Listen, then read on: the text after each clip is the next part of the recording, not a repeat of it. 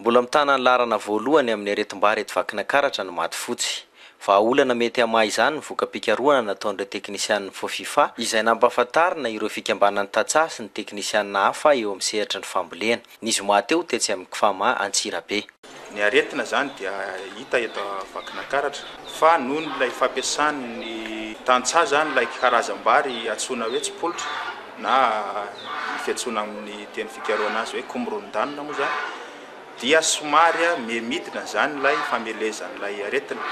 Kanefa izany tsy midika hoe tsy misy ilay aretina fa raha sendra misy zany karazany aretina zany mety hamely an'io karazam-bary dia mety hiteraka fahavoazana goavana ho an'ny vorovary an-tanety eto amin'ny faritsy vakina karatra.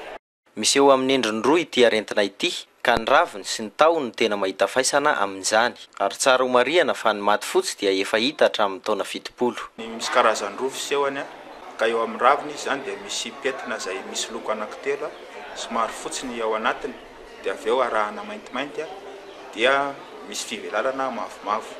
Ny amin'ny tahony indray koa dia fotsy daholo zany ilay vary raha ohatra ka mifotsy saloy no mavoy an'ilay vary ary misy petina maintimainty izay eo ambanin'ilay fotsy saloy. Raha eo amin'ny sapatsaloy indray zany dia ny ampahany voy ihany no mety fotsy dia hita ihany koa ilay faritra maintimainty amin'ilay sapatsaloy iny. Aretim-bary asoroana tsara ity maty fotsy ity dia fampiasana ny masom-boly salama sy voafantana miampy ireo teknika am-pivoarana.